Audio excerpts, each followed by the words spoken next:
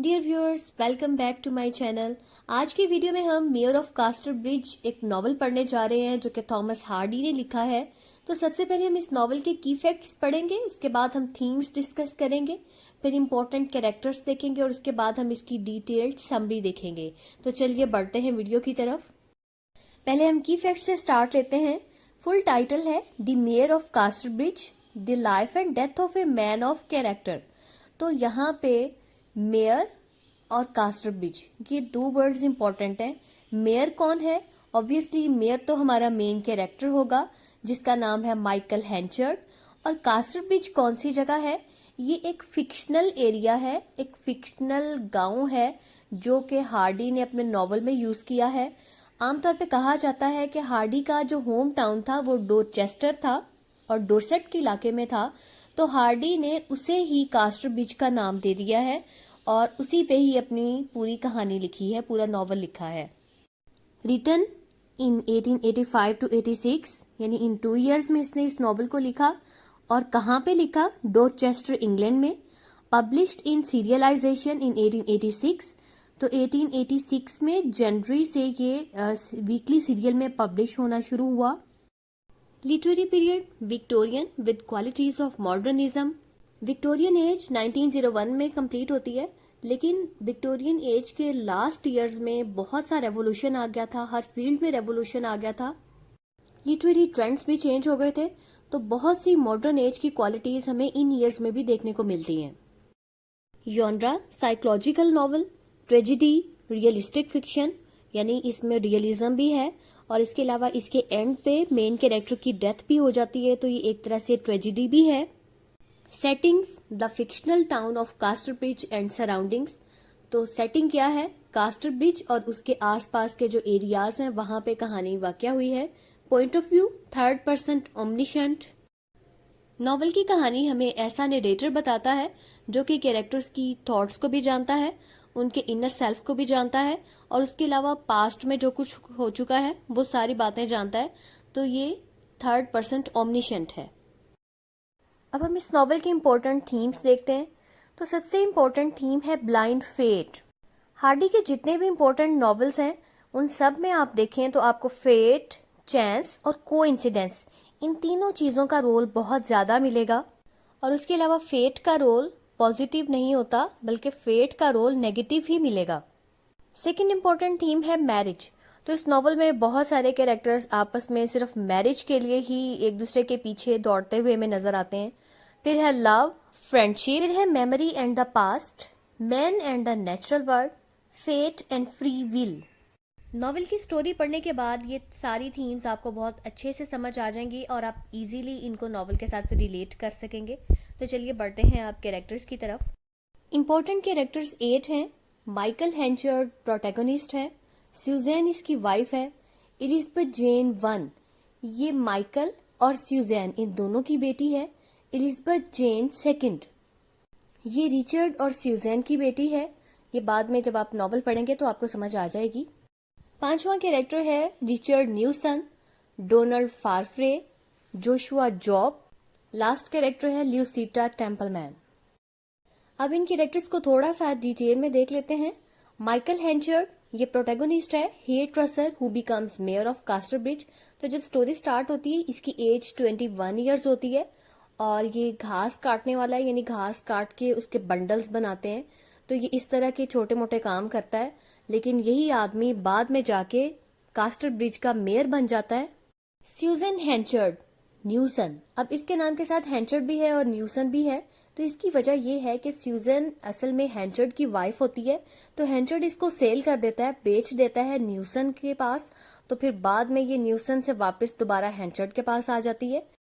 Richard न्यूसन ये sailor है, he purchases Susan for 5 guineas and lives with her for 18 years. Henchard जब अपनी wife और बेटी को सेल करता है तो न्यूसन ही वो आदमी होता है जो स्यूजन को खरीद लेता है, परचेस कर लेता है 5 गिनीज में और फिर 18 ईयर्स इसके साथ रहता है। Elizabeth Jane 1 daughter of Susan by Henchard dies as an infant. ये हैंचर्ड और स्यूजन की बेटी है। जब हैंचर्ड इन दोनों को सेल कर देता है तो उसके कुछ ही अरसे बाद इसकी डेथ हो जाती है बचपन में ही। Elizabeth Jane 2 daughter of Susan by Newson marries Farfrae. Elizabeth Jane second Newson की बेटी है और स्यूजेन की बेटी है, और बाद में ये फारफ्रे से शादी करती है। Donald Farfrae becomes mayor of Casterbridge after Henchard. ये स्कॉट्समैन है, यानी स्कॉटलैंड से आया है, और ये यहाँ का नेटिव नहीं होता, कास्टरब्रिज का रहने वाला नहीं है, बल्कि ये यहाँ से गुजरता है और इसे हैंचर्ड के बारे में पता चलता है कि उस आदमी को काफी नुकसान हो रहा है उसकी फसलों को। तो ये बंदा बड़ा टेक्निकल माइंडेड होता है, ये हैंचर्ड की हेल्प करता है, तो हैंचर्ड बाद में इसको अपना मैनेजर बना लेता है। Lucetta Templeman, native of Jersey, who has an affair with Henchard, marries Farfrae. Lucetta Henchard की गर्लफ्रेंड होती है। जब हैंचर्ड अपनी वाइफ को सेल कर देता है तो उसके बाद ल्यूसीटा उसके साथ रहती है, उसकी केयर करती है, और इसका उसके साथ अफेयर होता है और ये अनकरीब मैरिज भी करने वाले होते हैं। Joshua Jopp, sometimes manager with a grudge against Henchard. Jopp एक नेगेटिव कैरेक्टर है, ये कास्टरब्रिज का रहने वाला है और इसमें कोई बिजनेस की सेंस नहीं होती। अब इसके हैंचर्ड के साथ ग्रज की एक वजह है। अब होता ये है कि सबसे पहले हैंचर्ड इसको जॉब की ऑफर करता है, मैनेजर की जॉब की, लेकिन फिर इत्तेफाक से हैंचर्ड की फारफ्रे से मुलाकात हो जाती है और उसको लगता है कि फारफ्रे इस जॉब के लिए ज़्यादा सूटेबल है, तो वो फारफ्रे को मैनेजर बना लेता है और जॉब को इस जॉब पे नहीं रखता। तो इस वजह से ये अपने दिल में ग्रज पा लेता है, हैंचर्ड से फिर वो बदला लेता है और उसके लव लेटर्स को एक्सपोज कर देता है, और इस तरह वो हैंचर्ड के लिए बहुत ज़्यादा डिस्ग्रेस का बाइस बनता है। ये थे इंपॉर्टेंट कैरेक्टर्स। अब बढ़ते हैं हम समरी की तरफ। नॉवेल स्टार्ट होता है तो हैंचर्ड, जिसकी एज 21 ईयर्स है, ये अपनी वाइफ स्यूजेन और बेटी एलिजाबेथ जेन के साथ वीडन प्रायर्स के इलाके में जा रहा होता है। हैंचर्ड हेयर ड्रेसर है और ये काम ढूंढने के लिए दूसरे गांव में जा रहा होता है। रास्ते में एक शख्स इसे बताता है कि जहां तुम जा रहे हो तुम्हें वहां पे कोई नौकरी नहीं मिलेगी। हैंचर्ड मायूस हो जाता है और गांव से पहले ही रास्ते में एक टेंट होता है, वहां पे ये अपनी बीवी और बच्ची के साथ वहां पे स्टे कर लेता है। टेंट में और लोग भी रुके होते हैं, वहां पे ये खाना खाते हैं। तो खाने के साथ हैंचर्ड बहुत ज़्यादा ड्रिंक कर लेता है और उसको काम ना मिलने की वजह से गुस्सा पहले ही चढ़ा होता है। तो जब वो ड्रिंक कर लेता है तो वो बिल्कुल ही आउट ऑफ कंट्रोल हो जाता है। गुस्से में ये कहता है कि मैं अपनी बीवी को सेल करूंगा, यानी जिस तरह ऑक्शन में बोली लगाते हैं, तो ये कहता है कि जो सबसे ज़्यादा बिड लगाएगा मैं अपनी वाइफ और बेटी को उसको सेल कर दूंगा। लोग इसकी बात को मजाक समझ रहे होते हैं और इसकी बात को सीरियस नहीं लेते, लेकिन ये कहता है कि मैं वाकई ही अपनी वाइफ और बेटी को सेल करना चाहता हूँ। तो बाहर से एक सेलर गुजर रहा होता है। सेलर कहते हैं कश्ती यानी नाव चलाने वाले को। तो उस सेलर का नाम है न्यूसन। न्यूसन कहता है कि मैं तुम्हारी वाइफ और बेटी को खरीद लूंगा 5 गिनीज में, लेकिन उसके लिए पहले ये जरूरी है कि स्यूजेन जो है ये इस बात के लिए राजी हो, ये मेरे साथ जाने के लिए तैयार हो, तो फिर मैं इसको खरीद लूंगा।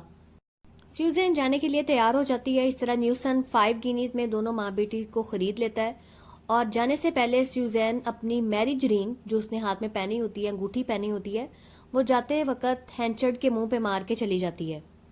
पैसे लेने के बाद हैंचर्ड वहीं पे ही आराम से सो जाता है। अगले दिन जब उसको होश आता है तो फिर उसको समझ आती है कि वो कितनी बड़ी गलती कर चुका है। फिर वो अपनी बीवी और अपनी बेटी को ढूंढने की बहुत कोशिश करता है, काफी पीछा करता है, लेकिन उसको कहीं भी उनका कोई नामो निशान नहीं मिलता। हैंचर्ड को शर्मिंदगी होती है और वो कसम खाता है कि वो 21 ईयर्स तक दोबारा कभी भी ड्रिंक नहीं करेगा। तो उसकी तलाश जब नाकाम हो जाती है तो वो फिर एक दूसरी जगह, एक दूसरा गांव है, टाउन है जिसका नाम है कास्टरब्रिज, वहां पे चला जाता है। वक्त गुजरता जाता है और स्यूजेन 18 साल यानी 18 ईयर्स न्यूसन के साथ गुजारती है। फिर होता यूं है कि एक दफा न्यूसन समंदर में जाता है और दोबारा वापस नहीं आता और ये समझ लिया जाता है कि न्यूसन की डेथ हो गई है। अब स्यूजेन और इसकी बेटी एलिजाबेथ जेन दोनों अकेली रह जाती हैं। तो अब इनका दुनिया में कोई और दूसरा तो है नहीं। तो अब ये स्यूजेन फैसला करती है कि दोबारा वापस हैंचर्ड के पास चली जाती है। तो अब ये दोनों माँ बेटी वहां से निकलती हैं और दोबारा उसी टेंट में वापस आती हैं जहां से इन्हें सेल किया गया था, जहां पे इन्हें बेचा गया था। वहां से इसे पता चलता है कि हैंचर्ड कास्टरब्रिज चला गया है। अब ये दोनों माँ बेटी वहां से निकलती हैं और कास्टरब्रिज की तरफ रवाना हो जाती हैं। जब ये कास्टरब्रिज पहुंचती हैं तो पता चलता है कि हैंचर्ड तो बहुत ही अमीर आदमी बन गया है, वो कास्टरब्रिज का मेयर बन गया है और उसके अलावा बहुत ही सक्सेसफुल किस्म का ग्रेन मर्चेंट है। स्यूजेन अपनी बेटी को नहीं बताती कि ये इसका साबका शौहर है, ये बताती है कि ये इसका दूर का रिश्तेदार है। अब एलिज़ाबेथ जेन जो है ये भी एलिज़ाबेथ जेन 1 नहीं है बल्कि एलिज़ाबेथ जेन 2 है। इसकी वजह यह है कि जब न्यूसन दोनों माँ बेटी को खरीद लेता है तो उसके कुछ अरसे बाद एलिज़ाबेथ 1 की डेथ हो जाती है और इसकी एक और बेटी पैदा होती है जिसका नाम ये एलिज़ाबेथ जेन ही रखती है। अब ये हकीकत सिर्फ स्यूज़ैन को पता है और न्यूसन को पता है कि ये एलिज़ाबेथ जेन 2 है, लेकिन हेंचर्ड को जब ये हेंचर्ड से मिलेगी तो वो समझेगा कि ये उसी की ही बेटी है क्योंकि इसका नाम भी एलिज़ाबेथ जेन है। तो उसको नहीं पता चलता कि ये एलिज़ाबेथ जेन दूसरी है, ये और है, ये न्यूसन और स्यूज़ैन की बेटी है, जबकि हेंचर्ड और स्यूज़ैन की जो एलिज़ाबेथ जेन थी उसकी डेथ हो गई थी। स्यूज़ैन और हेंचर्ड छुप के मिलते हैं और ये दोनों फैसला करते हैं कि दुनिया की नज़र में सबसे पहले स्यूज़ैन एक कॉटेज लेगी, अलग यानी रहने की जगह बनाएगी, वहाँ पे रहेगी और फिर प्रॉपर तरीके से हेंचर्ड उसे कोर्ट करेगा और फिर ये दोनों आपस में शादी कर लेंगे। क्योंकि कास्टर ब्रिज में किसी को भी नहीं पता होता कि हेंचर्ड ने अपनी वाइफ को सेल कर दिया था और अब स्यूज़ैन वही औरत है जिसको इसने सेल कर दिया था। अब दूसरी तरफ फारफ्रे नामी एक लड़का है जो कि स्कॉटलैंड से आया है। वो यहाँ से गुजर रहा है कास्टर ब्रिज से, तो लोग बैठे बातें कर रहे होते हैं। उसको लोगों से पता चलता है कि हेंचर्ड की फसल जो है, जो उसका ग्रेन है, गल्ला है, वो ख़राब हो रहा है। तो उसके जहन में एक टेक्निक आती है, क्योंकि ये बड़ा टेक्निकल माइंडेड आदमी है और बहुत समझदार है। ये हेंचर्ड को बहुत सी टेक्निक्स बताता है किस तरह वो अपने गले को बचा सकता है। हेंचर्ड को उसकी सजेशंस बहुत पसंद आती हैं और वो उसे मैनेजर की जॉब ऑफर कर देता है। हेंचर्ड को मैनेजर की जॉब देने से पहले जॉब नाम का एक बंदा होता है और कास्टर ब्रिज का रहने वाला ही होता है। तो हेंचर्ड पहले जॉब को ऑफर करता है और जॉब उसकी ऑफर को एक्सेप्ट भी कर लेता है, लेकिन फिर वो एंड टाइम पे आके फारफ्रे को रख लेता है और बड़े रूडली उसको इनकार कर देता है ये पोस्ट देने से। तो अब जॉब जो है वो उस दिल में ग्रज रख लेता है और उसको इस बात का बहुत बुरा लगता है कि इसने पहले मुझे जॉब की ऑफर की और अब मुझे जॉब नहीं दी। फारफ्रे बहुत सक्सेसफुली बिजनेस चलाता है और वो वाकई प्रूव करता है कि वो मैनेजर की जॉब के काबिल है। हेंचर्ड स्यूज़ैन के साथ बड़ी अच्छी लाइफ गुजार रहा होता है और वो एलिज़ाबेथ जेन को अपनी बेटी समझ के ही प्यार दे रहा होता है। इस तरह वक्त गुजरता जाता है। फारफ्रे का हेंचर्ड के घर में काफ़ी आना जाना होता है और जब वो एलिज़ाबेथ जेन को देखता है तो उसे आहिस्ता आहिस्ता पसंद करने लग जाता है, क्योंकि वो बड़ी शाय सी होती है और बहुत अच्छी नेचर की होती है। लेकिन अब हेंचर्ड और फारफ्रे के दरमियान ताल्लुकात ख़राब होने लगते हैं, क्योंकि एक दिन उनके दरमियान एक वर्कर के लेट आने पे काफ़ी ज़्यादा बहस हो जाती है। फिर एक पब्लिक ओकेजन आता है जहाँ पे फारफ्रे और हेंचर्ड दोनों जाते हैं और वहाँ पे लोग फारफ्रे की बहुत ज़्यादा तारीफ़ करते हैं और हेंचर्ड की कहते हैं कि इसके अंदर एबिलिटी नहीं है, बिजनेस को चलाने का इसे तरीका नहीं है, ये सिर्फ फारफ्रे ही है जिसकी वजह से ये सक्सेसफुल हुआ है। तो ये बातें सुन के हेंचर्ड को गुस्सा आ जाता है और वो कहता है कि फारफ्रे अब उसके साथ मजीद काम नहीं करेगा। फारफ्रे रिज़ाइन कर देता है और अपना स्टोर बना लेता है कॉर्न और हे का। अब दूसरी तरफ स्यूज़ैन की तबीयत काफ़ी ज़्यादा ख़राब हो जाती है और फिर उसकी अचानक ही डेथ हो जाती है। तो मरने से पहले वो एक लेटर लिख के रखती है और कहती है कि इस लेटर को एलिज़ाबेथ जेन की शादी से पहले ना खोला जाए। एक दिन हेंचर्ड एलिज़ाबेथ जेन को बताता है कि वो उसका असल बाप है और वो उसकी बेटी है, लेकिन इस चीज़ को एलिज़ाबेथ जेन एक्सेप्ट करने में थोड़ा टाइम लेती है। तो हेंचर्ड जब एलिज़ाबेथ जेन के पास बैठा होता है उसकी नज़र एक लेटर पे पड़ती है।